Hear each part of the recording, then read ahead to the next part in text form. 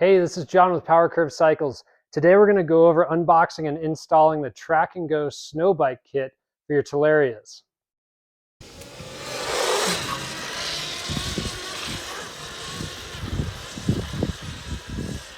For this job, we're going to need a pretty big range of tools.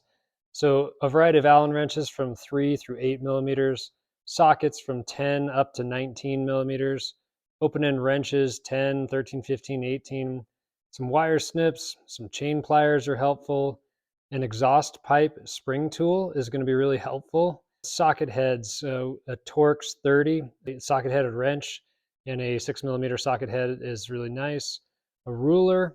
We're going to need a drill with an 8 millimeter and a 4.5 millimeter drill bit. That's 21/64 and 3/16 inches on those drill bits. A torque wrench that's going to take you up to at least 70 Newton meters. Thread locker, axle grease, and then a couple optional items are going to be a MAP gas torch to get some pretty difficult bolts out, anti-seize for your swing arm axle block bolts, and calipers are nice for this. You can go ahead and check our website for any of these tools or chemicals that you may be short on.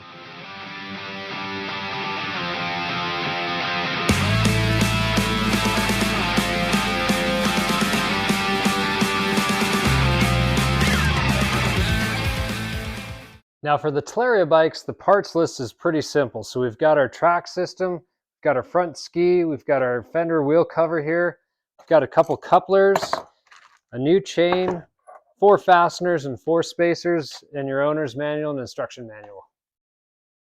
For the installation of the kit, we're going to do half the work with the bike upright on a stand, and the other half the bike's going to be upside down as we install some of the components. So with it upright on the stand, we're going to start by removing the battery. So open the battery compartments here.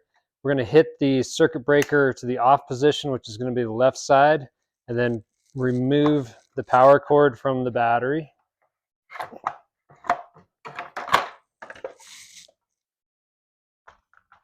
Next, because the bike is going to be flipped upside down, we have a gearbox on the Talarias with oil in there.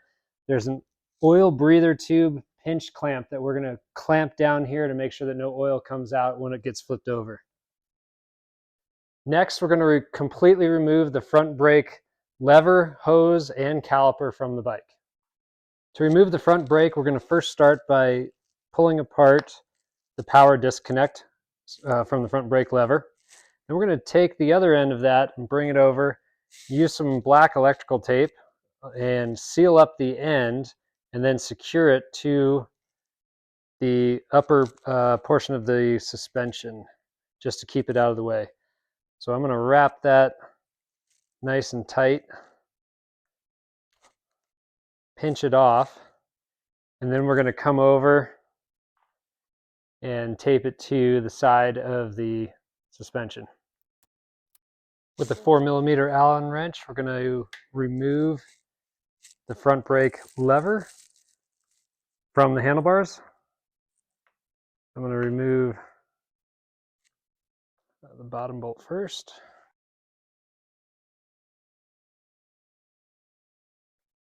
Grab a 3 millimeter, come over here to the brake cable guide, and we're going to loosen that up until it gets wide enough for us to just be able to pull brake cable out.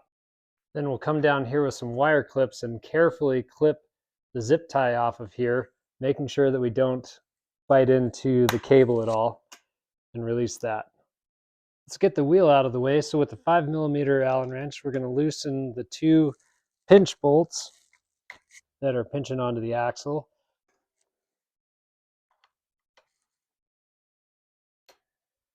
And then with our 19 millimeter wrench, we're going to break the axle loose on one side here. We'll back it out.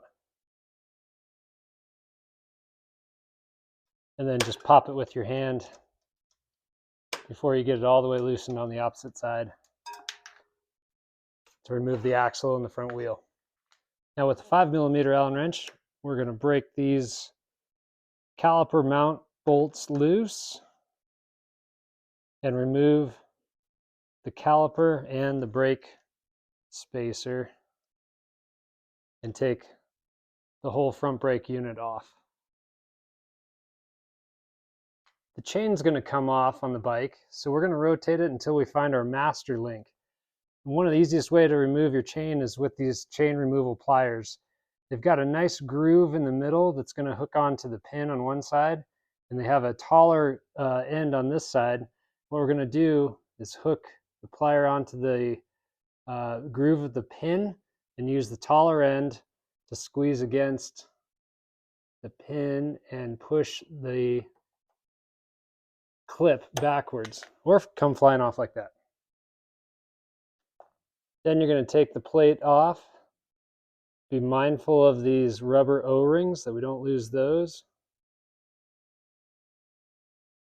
Push the pin, the chain link through like that, and then we can pull our chain out.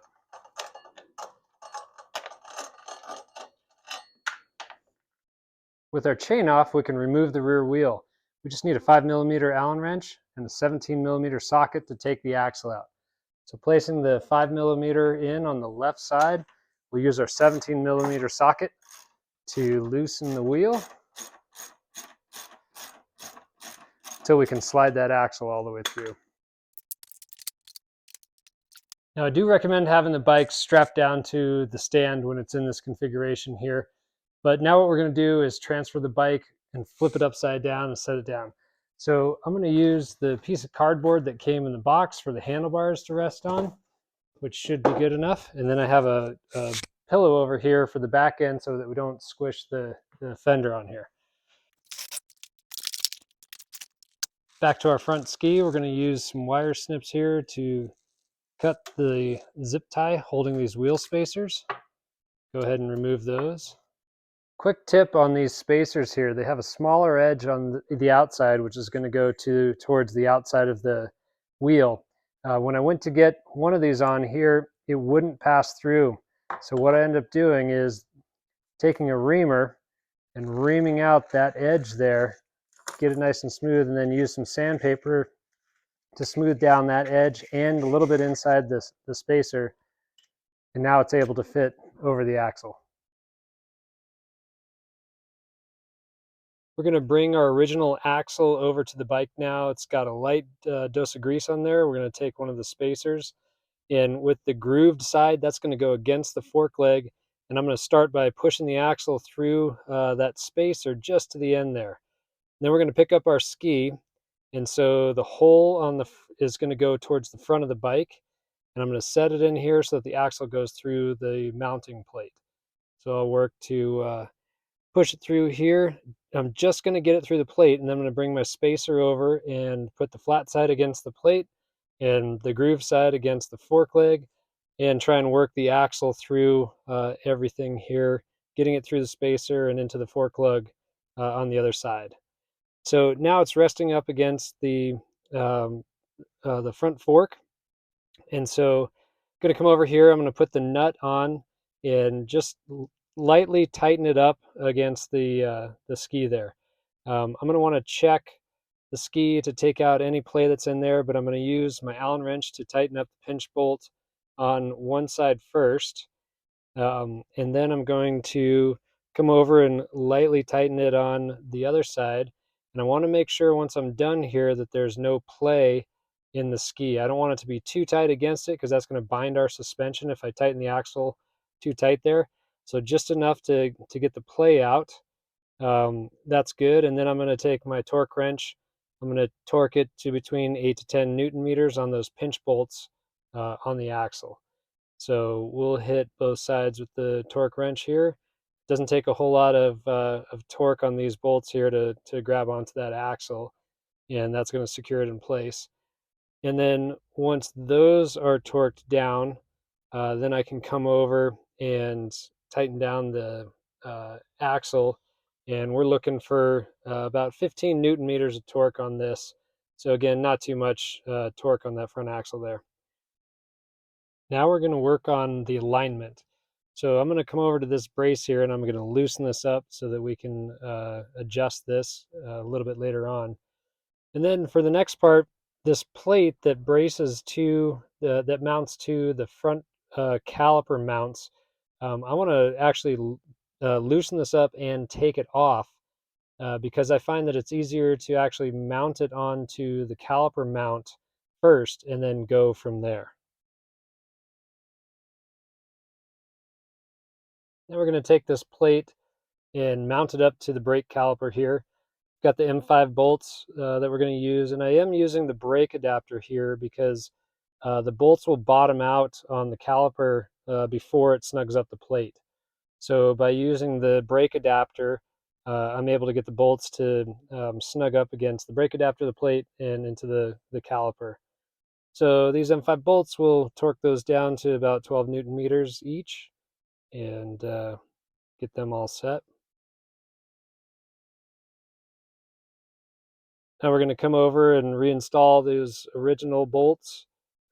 Same thing with these. We'll just hand tighten them down and then grab an Allen wrench, and we're going to tighten these and then torque these guys down to about 12 Newton meters as well. Get those all set. And finally, we're going to snug this brace to 60 Newton meters. We are going to need some parts off the rear wheel, so let's bring it up here. So we're going to take the axle out, so just remove the axle nut and block on the side here, both sides. And then we're going to need the rotor and the sprocket, as well as the wheel spacers. So we can remove the wheel spacers from both sides.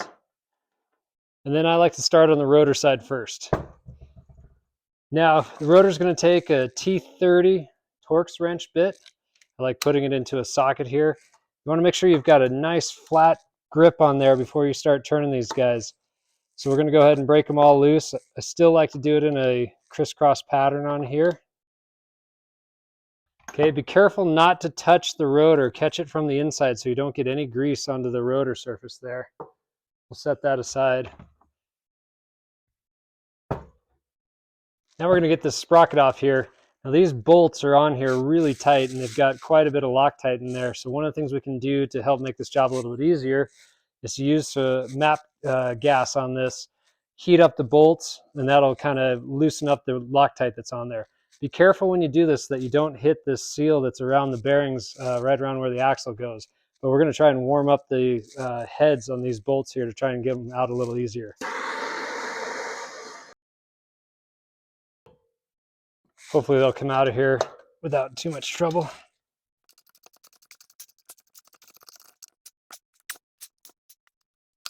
Now we've got the track up on the bench because we're going to do some work up here. So we're going to remove this plate and take out the wheel system here. So I've got an 8mm wrench that we're going to use. I've also got a 19mm socket and open end wrench to remove the wheel portion.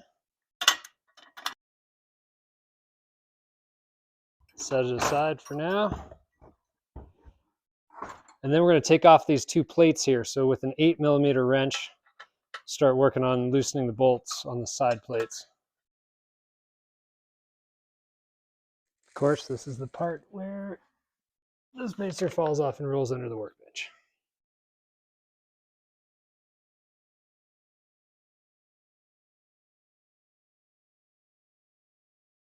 Now we're going to set up the TrackNGo wheel. So I was, again, like to start on this side with the sprocket. You'll notice the sprocket, you've got some markings on the outside, the other side is plain. So we're going to take the plain side down and line it up with the 5 holes on the hub there. Then we're going to take our M8 bolts and we're going to definitely put some blue thread locker on here. I like to get these all started by hand. There goes that bolt that always runs away.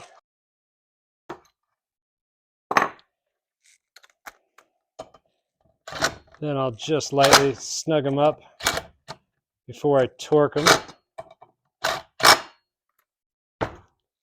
Okay, and these guys are going to be torqued between 25 and 30 Newton meters.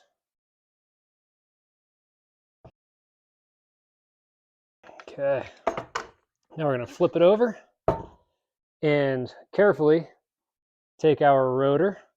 And again, you're going to see markings on the outside of the rotor here, not on this side. So this side without the markings is going to go down.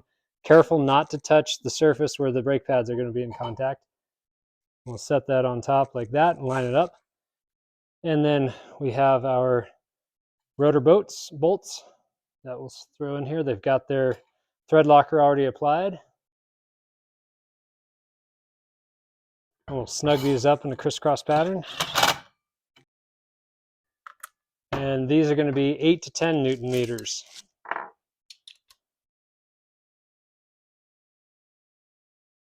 We've got to relocate the kickstand. So we're going to start by removing the kickstand spring here.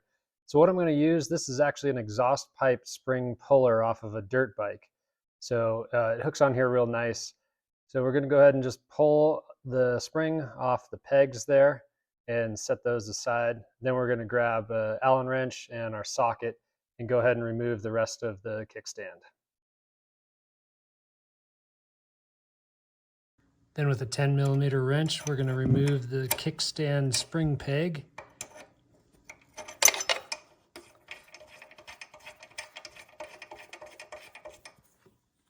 On the kickstand plate, we're going to use these snips here to cut the zip tie that's holding on to these two washers here. We're going to need these washers here in a minute to mount up the kickstand to the plate.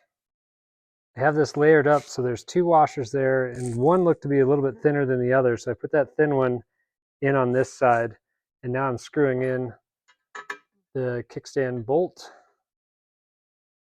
Now we're going to install the spring onto the kickstand side. So you'll notice the spring off the Talaria, there's actually two springs in one here. So we're going to remove the inner spring. You'll see that there is a long end and a short end on this. And so we're going to take the kickstand plate. There's a bolt up here and a peg down there. We'll take the long end, hook it onto the upper portion there. And then with the small end there, we'll use our spring puller tool and pull on that to hook it over. Now we've got our spring on there. Next, we're going to prep the disc brake side of the plate by turning it around. Again, we're going to take the tall, long portion of this collar. We're going to set that in there. We're going to take our block, our chain tensioning block for the axle. With the recessed area, we're going to put that against the collar. And then we're going to walk over to the rear end of the bike with our axle nut and washer. This is also a good time to mention that these adjusting screws have a tendency to bind up and seize inside the threads here. So if you haven't done this already, strongly recommend loosening the nut on there, taking out the entire screw like so, and then grabbing some anti-seize and just putting a little bit of anti-seize onto the end of the screw like so, and putting it in there. That anti-seize is going to make it a lot easier to adjust your chain bolt and prevent it from seizing inside of the frame.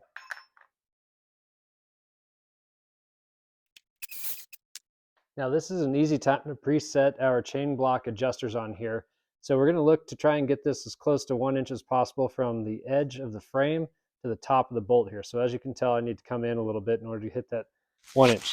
So we're going to use two 10mm wrenches here. We're going to break loose the locking nut there, and then I can turn this screw in and get it as close to 1 inch from there. We'll go in a little bit more. That looks pretty good. So now hold the end of this one tight with one wrench and use the other wrench to tighten our locking nut. There we go. Next, we're going to install the rear wheel for the TrackNGo on here. But first I want to note, we're going to take the brake bracket off. And I want you to see right there that there's the tab. And so this bracket is going to go back onto the frame with that tab located in this slot here.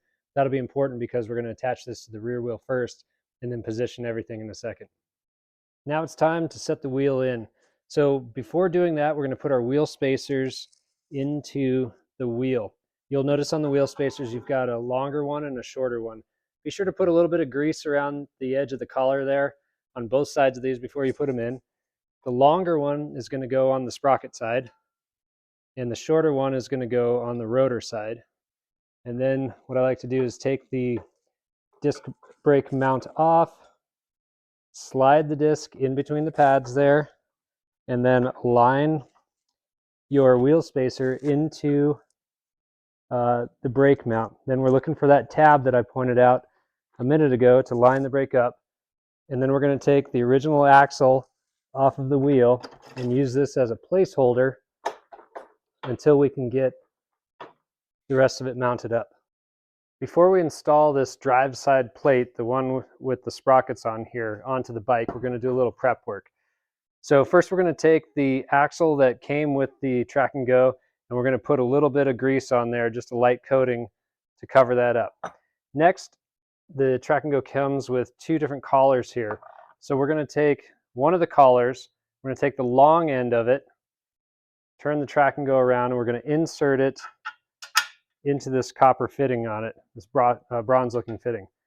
Next, we're going to take the chain block that came with our Talaria, and we're going to put this flat side is going to face forward, and we're going to take this recessed area, we're going to put the recessed area over the edge of the collar like that.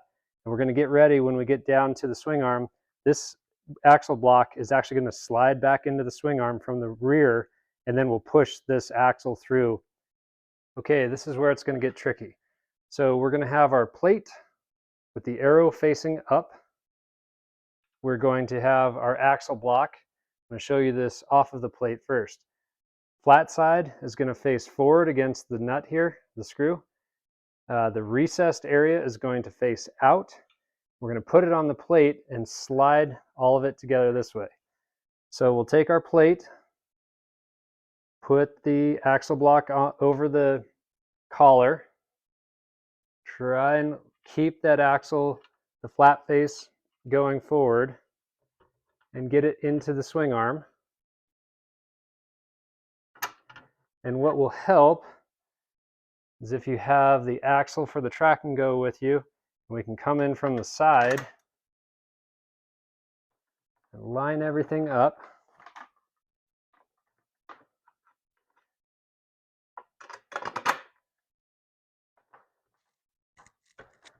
We're going to wiggle it back and forth. I'm going to pull out the axle that's holding everything together here.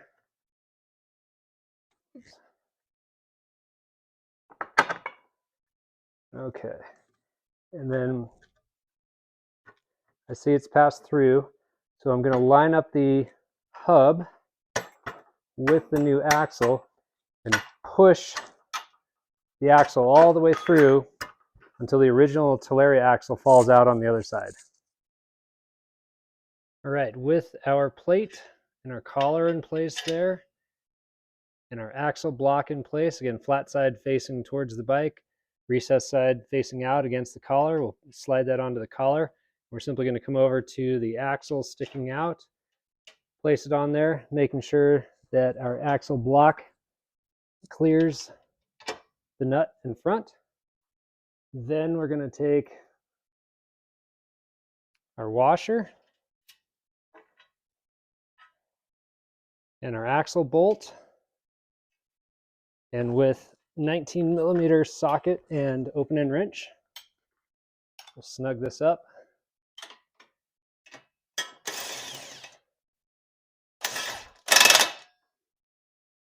And then we're going to torque it to 70 Newton meters.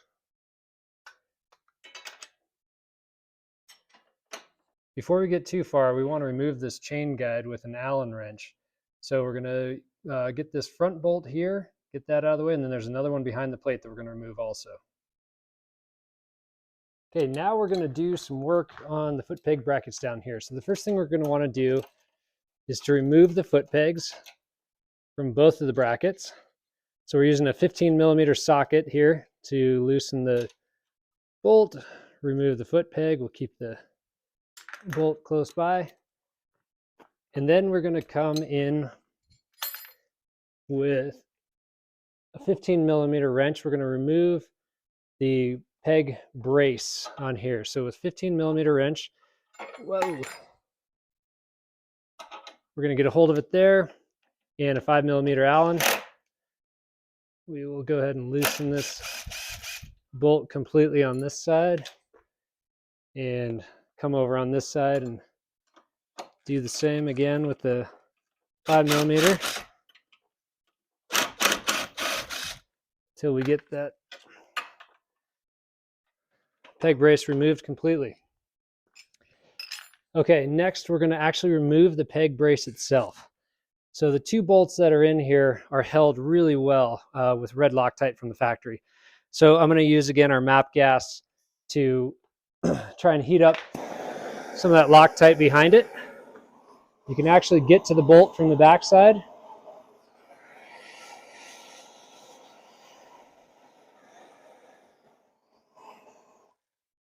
Okay, and then with a 5mm Allen, we're going to go ahead and break those guys loose. And then back these completely out. Be careful again, this is probably going to be hot. Now we're going to take the bolts that are supplied with the TrackNGo, these peg bracket bolts. We'll drop them in there, and then we're going to put the spacers on the back side, like so. But before we do that, we're going to go ahead and put a little bit of blue Loctite on these bolts. And now with a 6mm Allen, we're going to go ahead and tighten these bolts in.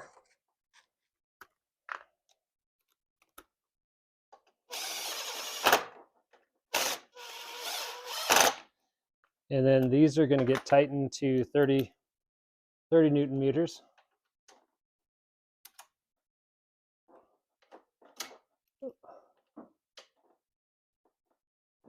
30 Newton meters there. Okay, then we're going to go ahead and take our foot peg, and it's going to go into the forward position. Now, I did notice that with this pin here, I did have to bore out the pinhole on the peg a little bit to get it to fit. Not quite sure why, but that was a 4.5mm drill bit that I used to do that.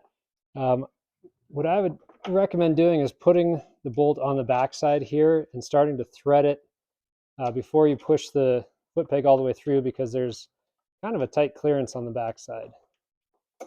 So spin that guy on, and we'll end up tightening this guy to 35 Newton meters once it's all said and done.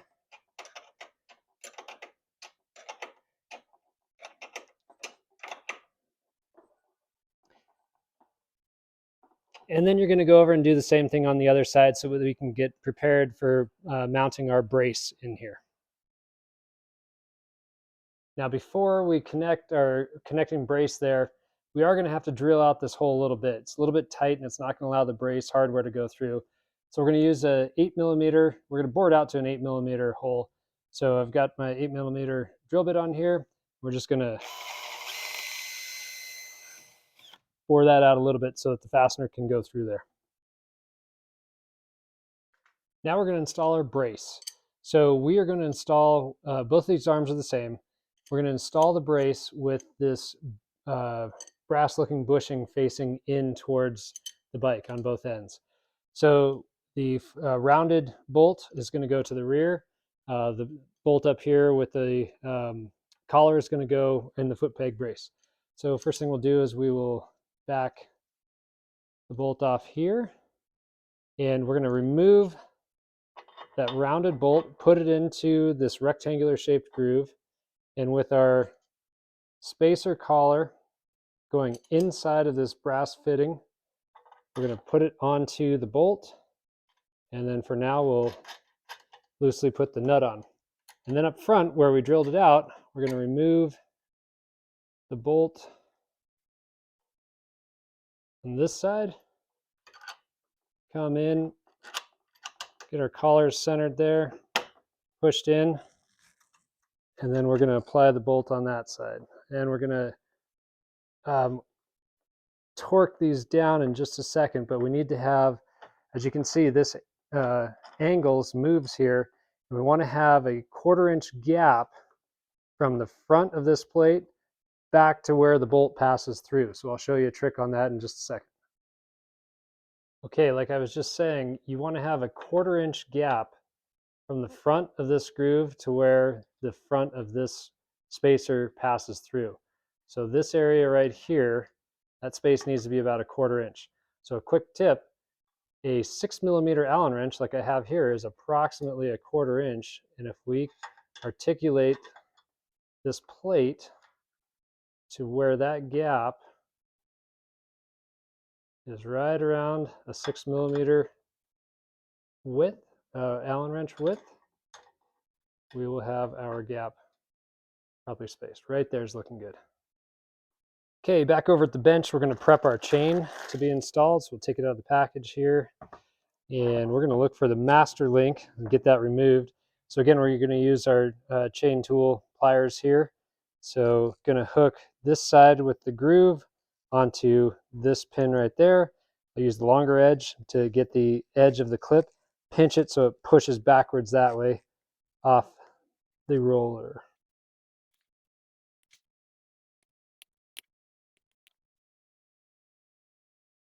Like so. And we will remove the faceplate.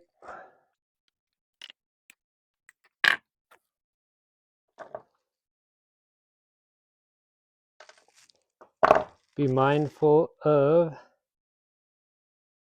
those small rubber O-rings. There'll be 2 on each side.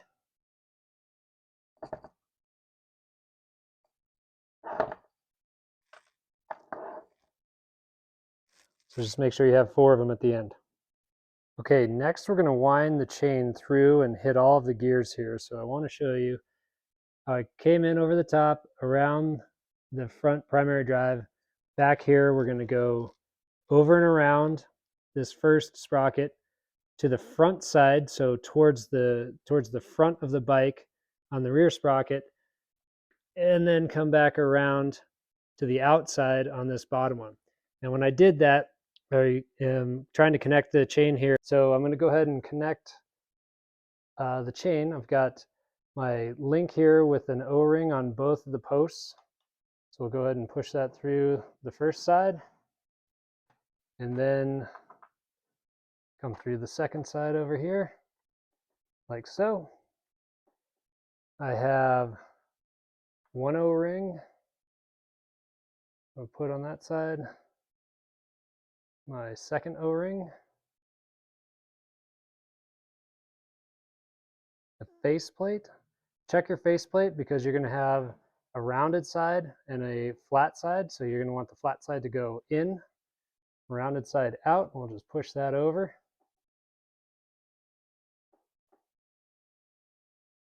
The pins like so. And then we have our clip.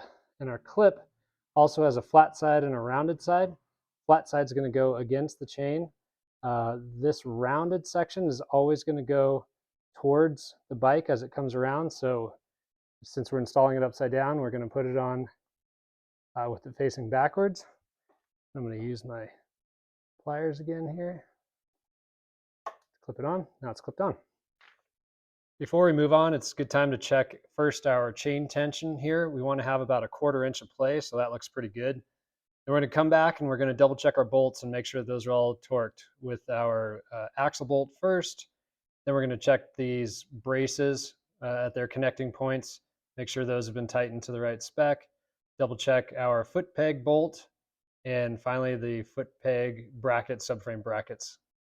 So we're going to put a little bit of blue Loctite onto each of these bolts, and then we're going to get ready to mount the track. So we're going to lift this track up here and we'll set it onto the cog. The shorter end is going to go towards the front of the bike, longer end in the rear, and we're going to mount right onto these bolt holes here. So the bolts are going to come through with the washers and line up on this section in the front and in the rear. We're going to torque these bolts down to 85 Newton meters when we're all said and done.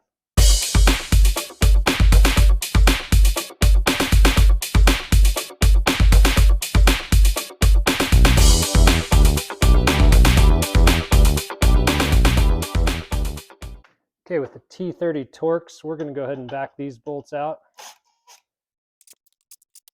We're going to take the wheel cover here, Put the bolt in.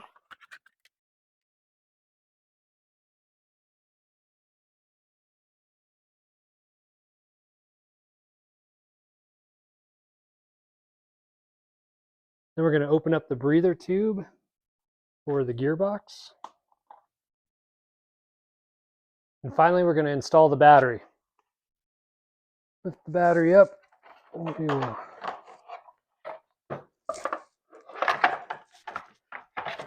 Drop it back in. Connect the battery connector. Push it down. Push the circuit breaker over to the right side. Close the lid. Turn the key. Hit the start button. Lift it up, and we will give it a spin.